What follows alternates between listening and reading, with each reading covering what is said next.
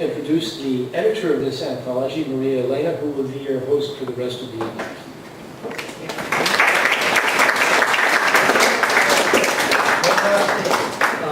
Here we have a lottery going. Everybody that came in is eligible for 2 free tickets to a show at Red Cats. So see Pablo in the bookstore about that, and he will give you a ticket and we'll let you know who the winner is. Thank you. Thank you, Rick.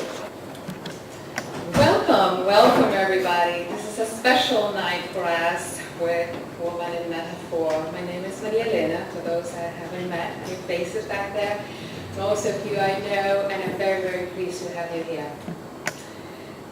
Welcome to this poetry reading and slideshow, or really it's a visual, from the anthology, Woman in Metaphor, a collection of poems from 27 poets from around the world who shared a vision of the feminine spirit inspired by the paintings of Stephen Linsteadt from his series, The Unknown Woman, spanning 30 years of images. I'm very fortunate to know the painter fairly close, for about 15 years, although his collection with some of the paintings was when he was in Long Beach. That's some of the paintings that would come when he was studying. The result was an emergence of a personal dialogue where each poet embodied senses that lay beyond the physical. The archetypal feminine made her present known between the verse and the creative interference with our inner world. An essay that was our contributor essay was Lois P. Jones. Is Lois here tonight? I haven't seen her. She's supposed to be here. It's her grand night. She wrote this fabulous essay based on the paintings and each of the poets. And I can only say that part of what I'm going to say about each of the paintings tonight would be based on her essay. But the full experience of it is to have and read it and digest it and have the experience of reading also each of the poems at home, listening to 80s music. It would be a completely different experience than tonight. Tonight is visual music and the voice of the poets right here. At home you will have something completely different. So I'm going to encourage you to continue to explore Women in Metaphor because it will spark new things for yourself, for each of us, for whoever touches, because it's the creative spirit of the feminine. It's what we do, we create.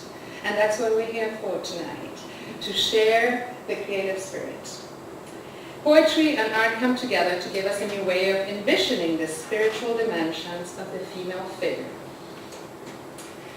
And I kind of said all those things about the experience that we're going to have at home, but basically what we wanted to create here tonight is something that will help you enrich, basically indulge your soul. Because the feminine energy is what sort of like the spirit of the creator coming down, flowing through us and each of us, and then we bring it and share it out. And with that,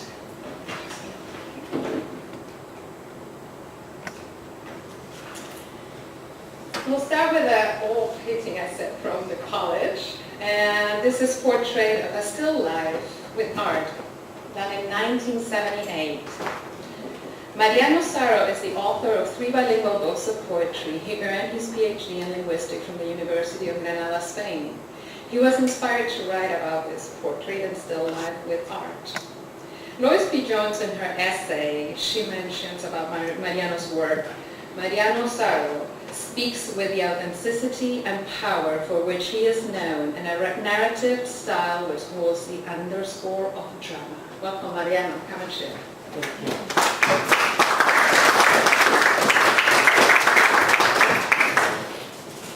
Thank everybody for being here tonight. It's a great pleasure to read for Women in Metaphor.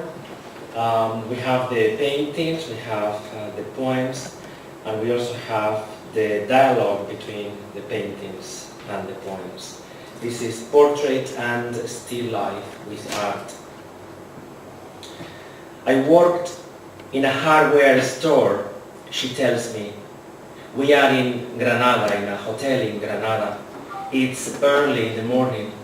We are having breakfast. She holds the coffee cup with both hands.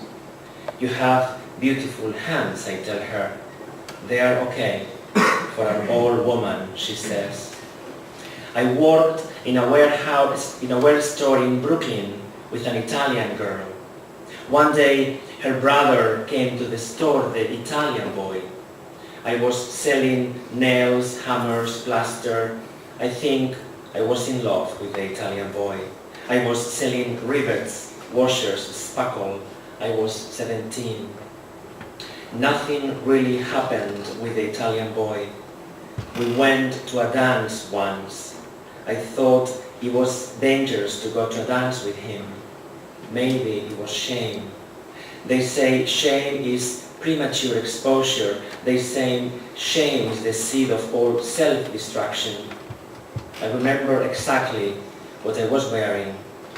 A red quilted skirt, a blouse with see-through sleeves, and the black and white shoes. I looked like a fool. Other guests come down for breakfast, foreigners, Germans, I think. He made me nervous, the Italian boy. I didn't know what to do with it, where to put it. I could not contain it. I didn't even have a container.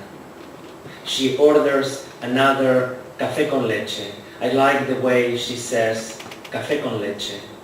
She sounds like a girl. I tell her, I hope I don't sound sweet, she says. I don't like sweet. All these sweet people, all these sweet girls, they know how to do sweet. I don't trust sweet. He's probably dead now, the Italian boy, she says. He's probably dead in a Brooklyn cemetery. I married the engineer instead. My parents like him. She eats a piece of toast. I got married because I didn't know how to say no. You spend your life trying not to hurt people. We got married. It was the thing to do. Very early I knew I had made a mistake. It was too late. I wanted to talk to people about it, but everybody was busy and they tell you that it's normal that you feel strange when you get married in the beginning. We were all busy trying to survive. This happened when everything was there for me to have. I don't blame anybody. I don't blame myself. I don't want to make it nice. I don't like sweet, I already have told you. She stops talking, looks at the toast. She picks up tiny crumbs, presses the tablecloth with the tip of the ring finger. We leave the hotel. The streets are empty. I can hear the sound of her shoes on the floor. Thank you very much.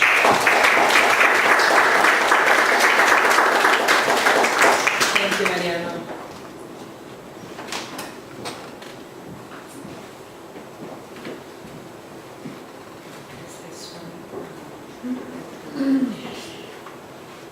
Sophia and 8 Malik forms from 2009, and Mary Kay Rummel, and Ventura County Poet Laureate and instructor at California State University, Channel Islands. Her 6 poetry books, What's Left in the Singing, was recently, she has 6 poetry books, and her 6th one was What's Left in the Signing, was recently published by Blue Light Press of San Francisco. And Lois says, Mary's angel engages Linsteadt's spire, symbolically represented in Sophia and 8 malic forms, with a roar of wings, a deep flesh tempting the reader into a mysterious communion. Please join us. Thank you.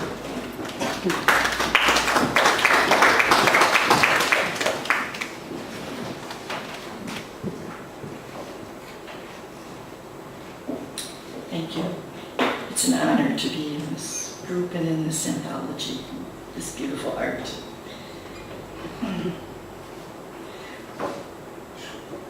Wounded angels. There were too many spires, bells numbering more than her feathers. Warm-hearted sins wearing crimson dresses, in blazing gardens waved her in. She shed radiance, the look of grace, the fold of white at her breast. Standing there nude and alone as rain, as many sleepless eyes on her body as once were feathers, she thought on his desire. Like the bleeding wave tracing the line of foam, she wanted to touch those fringes of soul on his surface. Everything moving up from trees allowed direct speaking from the wound. She heard a roar of wings, a deeper flesh, running rain through acres of thyme and wheat, until she fell, her beehive body sheltering one holy thing, a red-tipped feather from her unfinished leave-taking wings.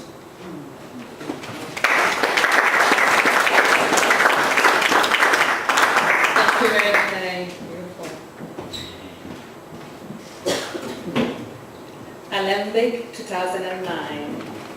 And Kath Wilson, the founder of Poets on Site in Pasadena, chose this painting as a multimedia portrait.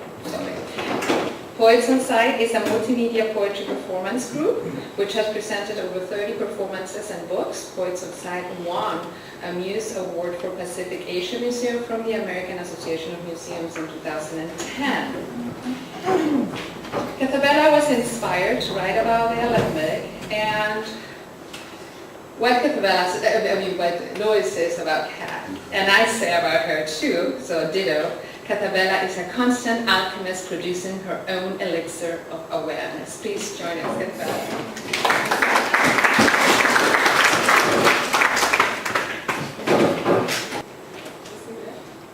We have a very special way of doing this, which is the way we do it with Poets on Site.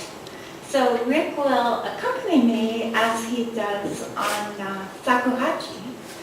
And one of the things that is so special about the poem and the experience that I've had with Stephen's art is that we have these paintings, many of them, in our own home for a year or more. And we had many of the poets write and be inspired by them. And we lived with them. So you can feel this in the poem, I think, too.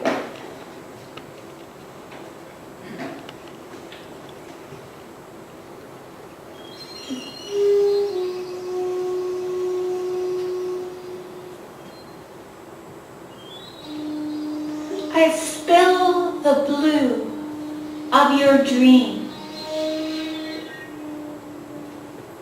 into my house, not while I am sleeping. Pitch your lapis tent into the new alcove. Newly formed arches and hallways. Hollows open. Open the bottle I was in. And spill the contents of yesterday. I've taken what was not content when I was inside, moved by the floods, and turned it upside down into myself. A tent city in this living room.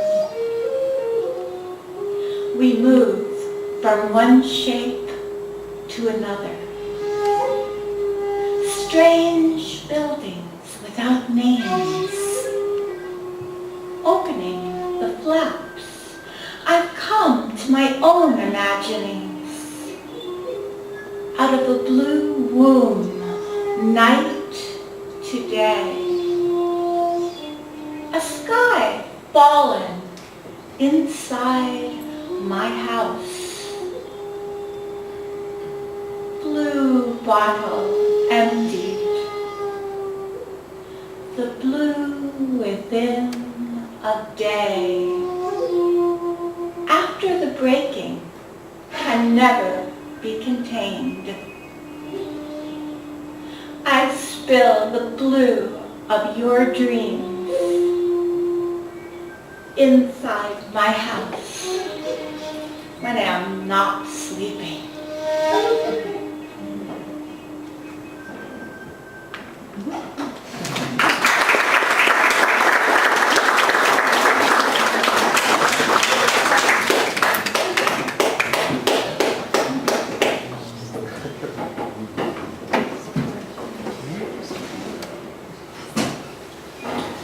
Beyond Words 2010. This painting was a cover of one of the journals at San Bernardino State University. Many of Stephen's paintings have been part of covers of poetry books. And if you want something like that, you always can talk to the artist or can look at his work at stephenlinsteadstudio.com.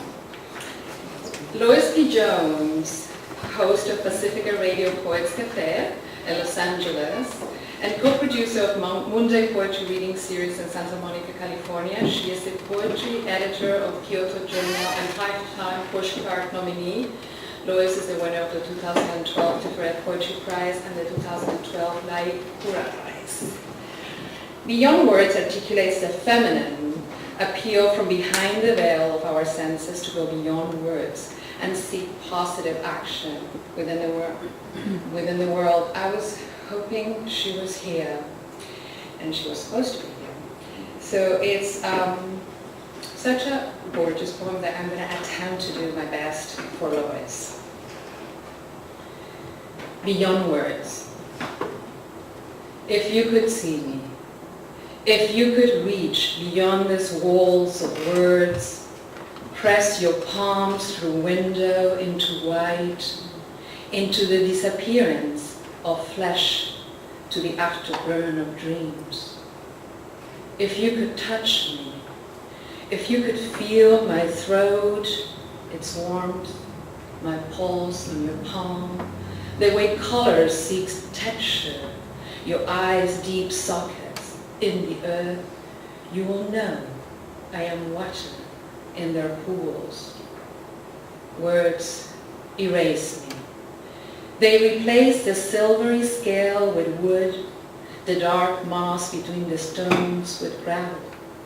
They unmake the bed of me, and you lie in it, imagining. But there are no sheets, only wine-soaked petals in the rain. Words were built for a deaf God.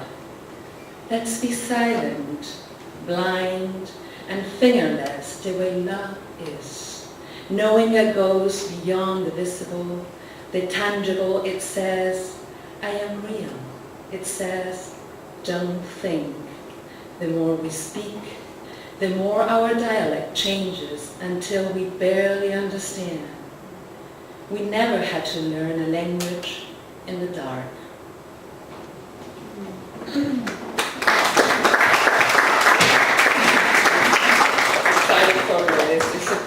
She wrote a most amazing essay, like I said at the beginning of this book, and so please take your time, sit under a tree or at home in a comfortable couch, play 80s music in the background, and go for it. I'm going to continue. And Captive, this was a collective piece we did at Poets Inside Abela. I was talking about many poets collaborated, wrote, painted, and so Stephen kind of rounded up. And Sharon Alexander chose this painting, and she lives in the desert in Southern California at the foot of the beautiful Santa Rosa Mountains, about 5 blocks from my house. Her poetry has appeared in numerous publications, including Slipstream, Pearl, and many others. And her collection of poems, Voodoo Trombone, by Finishing Line Press, are here available for sale at the bookstore. Lois examines a woman as a living consciousness bound into blue glass, existing in a circumstances of symbols. Lois P. Jones, in her essay, says, looking at both. The poem is inspired. I must wonder how long we have been perpetuating the idea of imprisonment as a means of entertainment. The games of traps and freedom have been played long past their enchantment. So kids, that's here. Sharon Alexander. Thank you. Captive. In the belly of blue glass, she yearns for filtered light. No longer recalls if she is outside looking in or inside looking out. Collectors from foreign lands gaze upon her, envy the specimen so perfect in captivity. They came to name her. Elixir, potion, genie, fantasy. Each would trade their own treasured ship in a bottle for this prize. They called to her. She no longer hears. Blue air grown thick in a world of glass.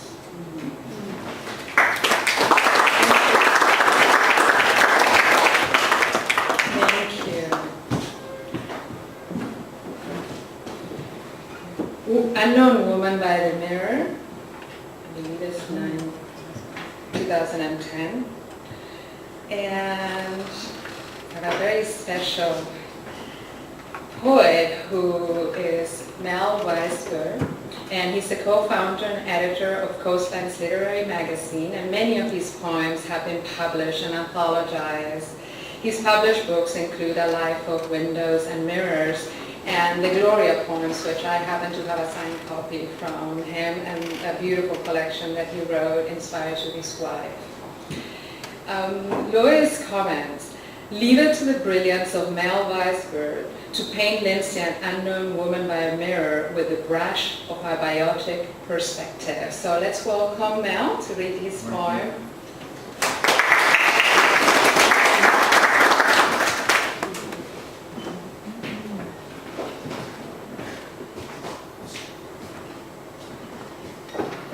At that painting, I think she wonders what she's going to wear today.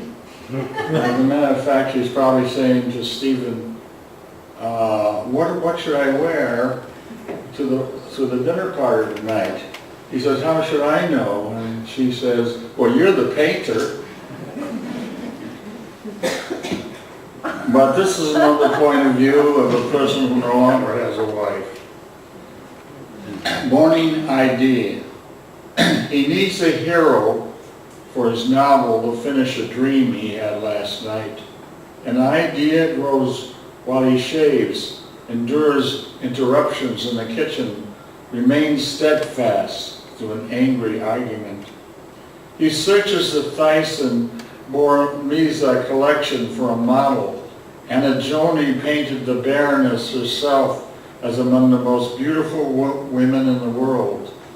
A blend of Shirley MacLaine's Women ×7 would be more to his taste were it not for the two Conchitas in Buñuel's That Obscure Object of Desire. One tempestuous, warm, and Spanish like Goya's Donna Isabella Porcel, and the other Northern European cold, sophisticated, perhaps the Duchess of Alba. Is imagination by its very nature unfaithful? He pockets the idea until midday, then works on what she'll wear.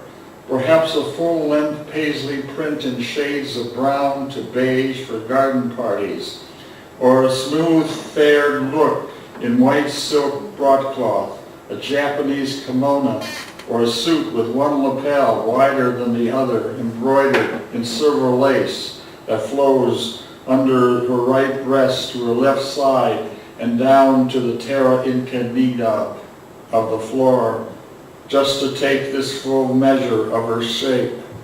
It's hard for a man to choose for a woman, hard to know what she really wants, harder still to please her. Perhaps accessories will do the trick.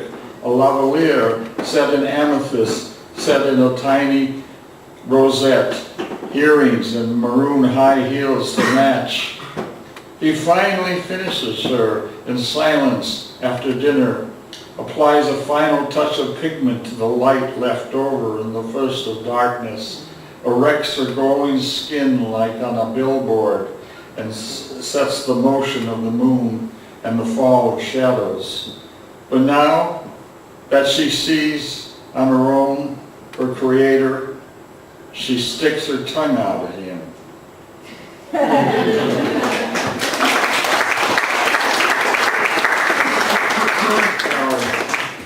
Thank you, Mel.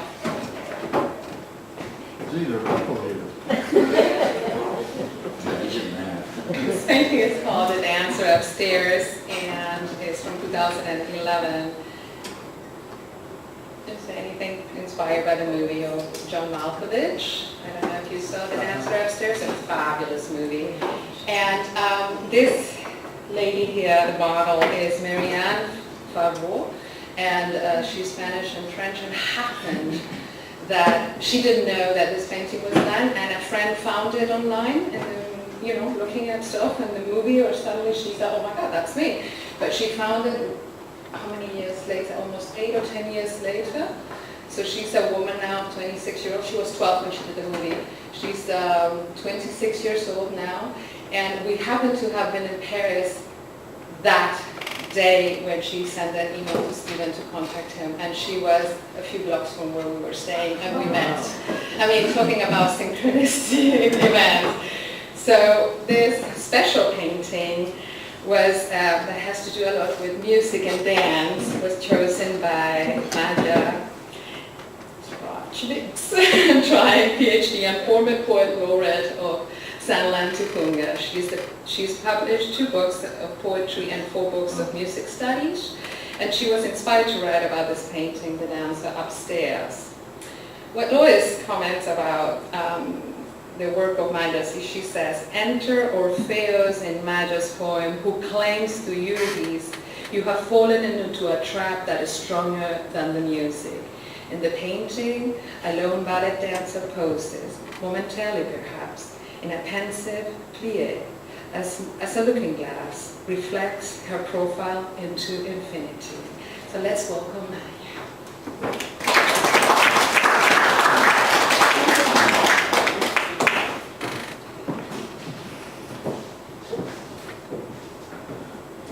I asked Rick to help me out with this poem.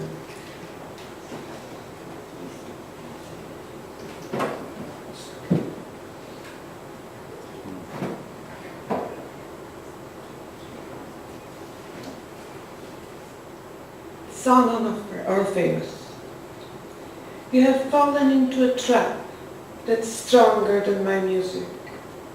Invisible cobwebs stretch all around you, a pale blue sculpture in a red leopard. Even clothes steal the hues from your life. Let me see.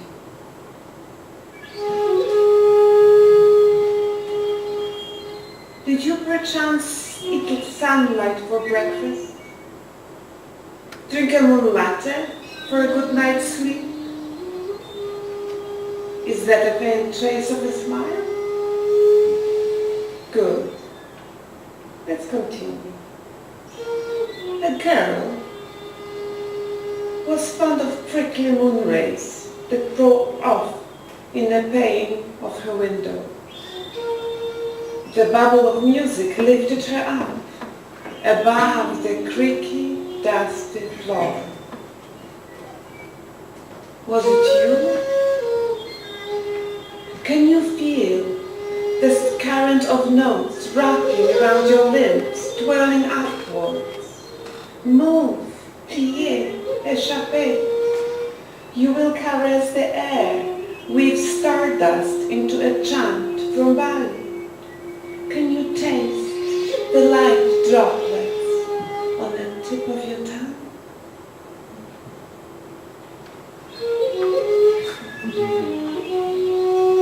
Once, a palm tree grew from the skeleton of a fish. It gazed with jewel eyes at the girl dancing near a secret waterfall where they met. Were you that girl? Look how they sway in the wind, the girl and the rainbow tree. It lowers the crown of blossom onto her hair, place an offering of ruby fruit at her feet. A silky leaf floats down to envelop her waist in the bridal sarong. It glistens softly like the scales of the magic fish. Beneath the canopy of dappled shadows, they dance away their grief.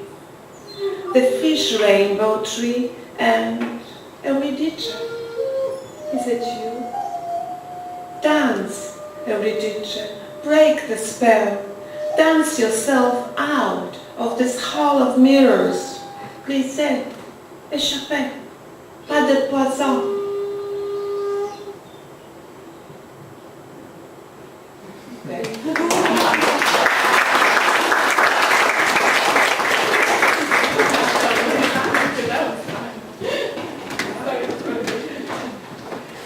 They're acting in the heart.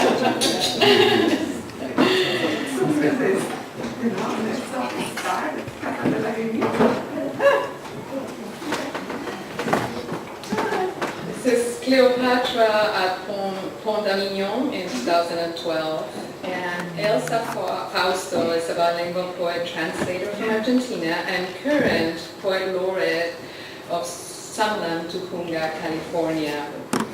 And she chose this painting, Cleopatra, which Lois says, Elsa invites the reader to consider the great queen's symbolism in a contemporary context.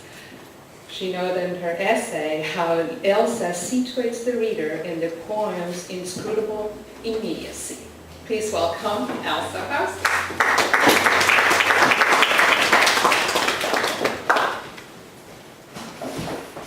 Stephen and Lois, this is a beautiful book. I'm proud to be in it. Cleopatra, she waits. She doesn't sit. She stands. Her milk will come in soon enough. Then she'll be ready for his hunger. No one told her about the child, but she knew. He is the one who brought her the 2 blue doves. They never fly, ready for the naming. Sacramental time between the thin blue line of dawn and full-blown sun. Her other eye eaten by the dark.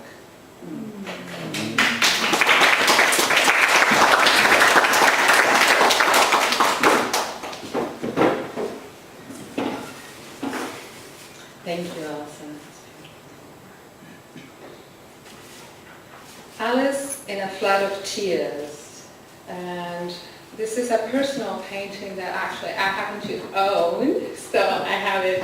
And it's one of my favorites. So this painting was chosen by Taylor Wade, and she is a student at Hamilton University. She's getting a degree in acting.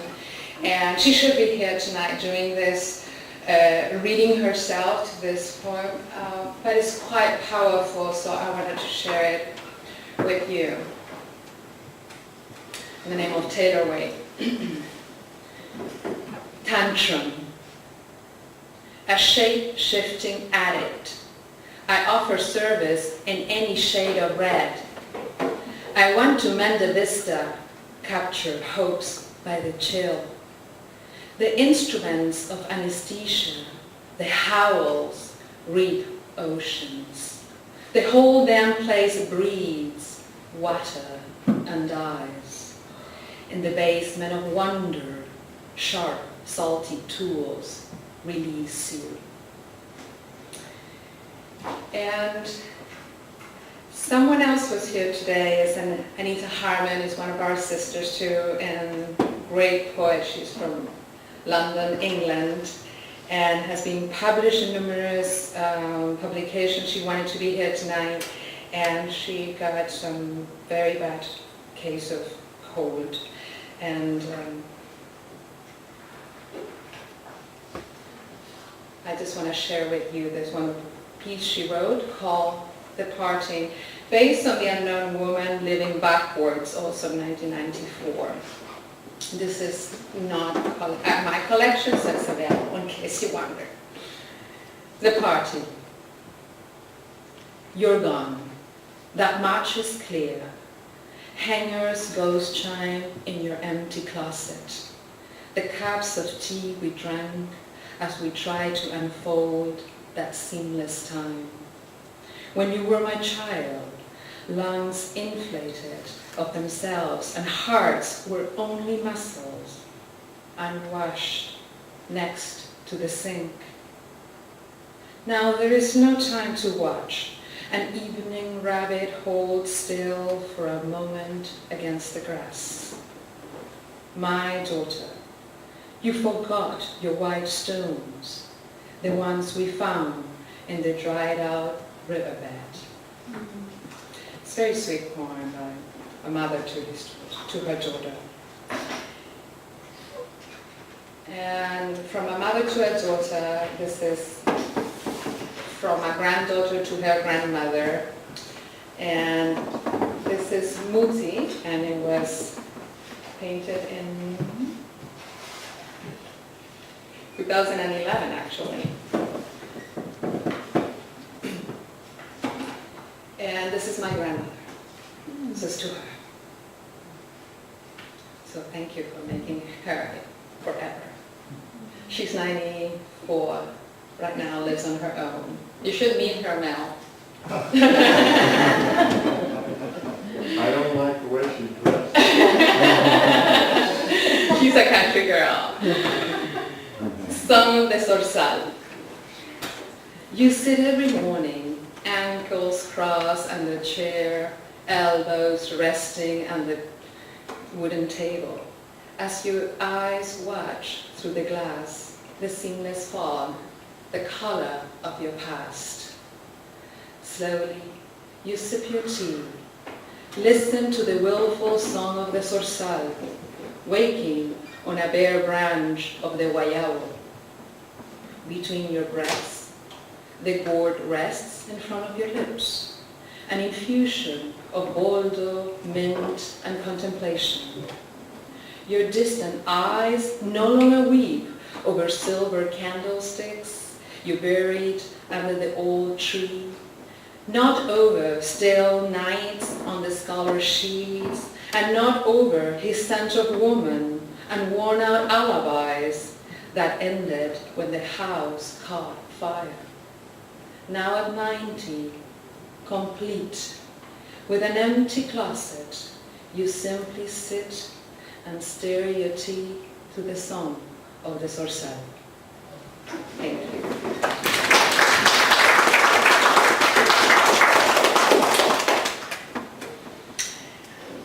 Well, I'd like to invite now the painter, the artist, and the inspiration for many of us, and to say just a few words about Stephen. I mean, he's also a poet, a writer. He wrote the book The Heart Connection, which is concerned with humanity's connection or lack thereof with nature and the earth and the global community.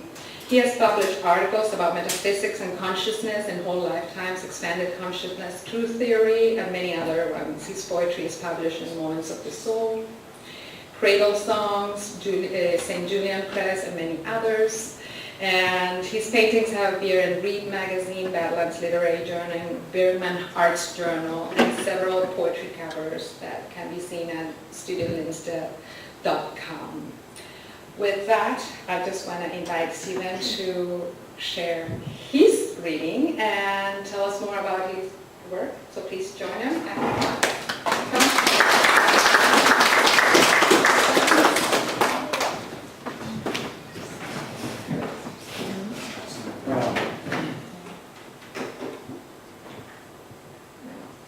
Yes.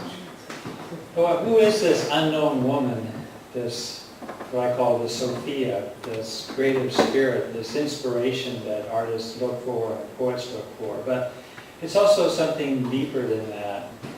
She's unknown because, well, she's this ephemeral sort of spirit that I discovered with Carl Jung when I was in art school in Boston. I had this thing for alchemy. I was always looking for inspiration from the alchemist in terms of images that I could use in my paintings. And I was at the Harvard Co-op in the bookstore just looking for inspiration, and I came across a book called Alchemical Studies. And at that time I didn't have a clue who Carl Jung was, but I was interested in all the pictures and all the illustrations. So I bought the book and I used it in a lot of paintings. And just out of curiosity, I started to read. And I discovered that it was a collection of dreams that Jung had recorded from one of his patients and had analyzed in terms of his Jungian philosophy. And then many years later, I discovered that the dreamer was none other than Wolfgang Pauli, who was the physicist that won the Nobel Prize for his work in the exclusion principle. And in those dreams, Pauli, being a very heady person, he was obsessed with what is the purpose of life, what is the meaning, what is the answer to this mystery. And of course, he approached it through physics and through mathematics. But he was, I think, because of his desire, his just this overwhelming need to figure out this riddle of life, he was also tended to be a bit manic depressive. He would just go full guns in trying to solve these quantum physics problems. And then he would just sort of go a little bit overboard and just kind of go out there a little bit, and he did that a few times too often and ended up in Carl Jung's office. And in his dreams, there was this common character that kept arising that he referred to as the unknown woman. And that really caught my attention. He talked about, well, Jung analyzed that from the aspect of the anima, of course. But I think that it went deeper than that. I think that Jung knew that it went deeper than that. And what I mean is that it's also, the anima can also be not just the man's feminine side, but it's that spirit of Sophia, that wisdom, God's wisdom, it's God's feminine side. And so how I've applied that, well, I want to say one more thing about her. She was an unknown woman because in his dreams, Pauli could never put a face to her. So you'll notice in my paintings, especially the earlier ones, that there are these feminine figures that you can't really see the features, you can't really make out the face. Well, one of the things I've always tried to cultivate in my painting is to rely on dream images, rely on images that come up from my subconscious. Whether it's from a dream or it could be something will happen synchronicity. So I try to pay attention to those ideas. I might start with a female figure in some pose, but then there's aspects of it that aren't complete, and so I'm searching for what are those elements or images that I can use to sort of complete that composition. But in effect, I really have no idea what I'm doing. I'm just allowing that creative spirit to just channel through the work. And then when the work is finished, there's a bit of a letdown because I like the idea of waiting for these images, waiting for a dream. I can hardly wait to go to bed because I might be able to solve the painting. But when it is finished, then I have the opportunity to sit back and and try to understand, well, what is it saying? What is it about? What is the meaning of this? Why did I even bother doing it? Well, imagine waking up in the morning and being inspired to write a poem, and you sit down and you just write out this poem and realize at the end that you just wrote it out in Russian, and you don't speak Russian. Well, you would want to go find a Russian poet who speaks English to translate that for you, so you can understand what it is you just wrote. Well, I was inspired by Abela with the Poets on Site, who look at other artists' paintings, their images, and they're inspired to write about them. And I just loved that process so much that I thought, good, this is my Russian translator. I can ask these poets, please, look at the work and help me understand what are the messages, what is the deeper meaning that comes out of it. And I feel like that is the role of Sophia, that she is sort of, you may have noticed that the poets had this dialogue with the paintings, and there's this inspiration that sort of percolates up through the verses, through the lines, and touches us in some deep way. But it's very individual.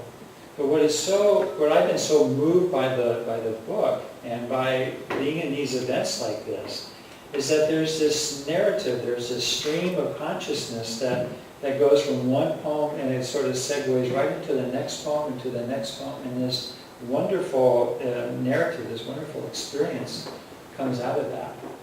But what's unique about this situation is that the order of the poems is arbitrary.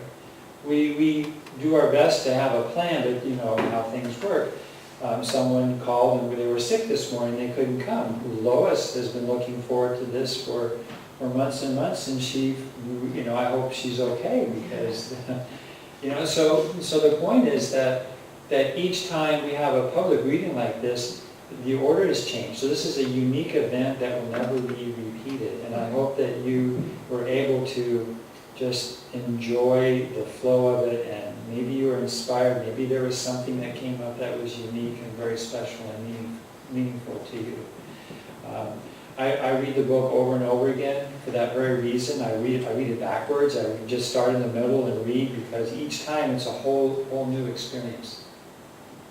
So to end my piece, I would like to read a poem that is trying to find this unknown woman. And this is the best I could do to find my inspiration. You may or may not recognize her. She has a face. This particular poem is called Both Sides of Beauty, and it was inspired by the tapestries of The Lady and the Unicorn. You asked me to help you unfasten your favorite necklace and then return it to your special box. I hold a mirror. You put on my shirt unbuttoned to expose the bittersweet scent of virginity, drawing me close to your warmth. You hold my arm, then ask if you are my sole desire, or do I long for the giver of the jewels, my things and apparent free will. Reconciled by the sixth sense and the play of subtle glances, I follow you to the rose-covered trellis, lay next to you on a flower-strewn bed. You press my cheek against your breast, where I lay in wait for the cunning huntress to turn me inwards upon myself. Thank you.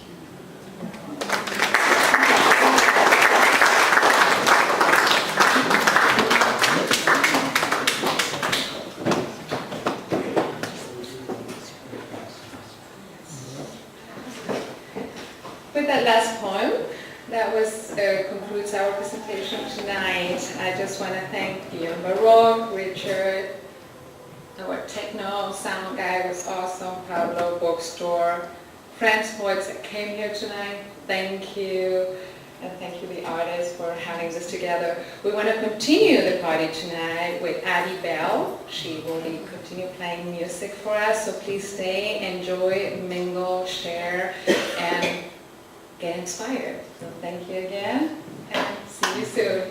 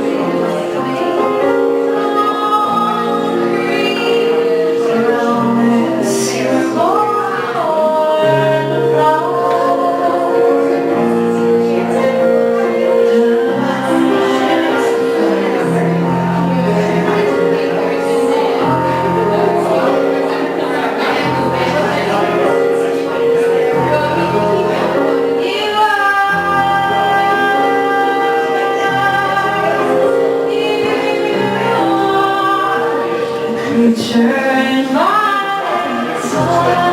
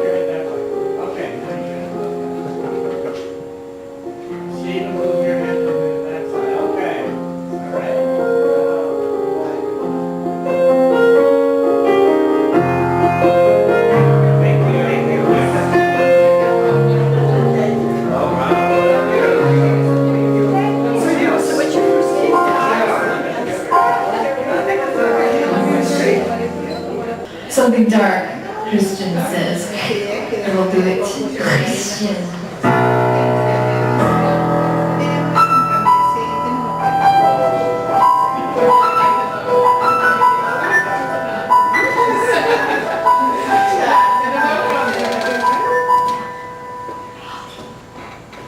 Oh, listen to that.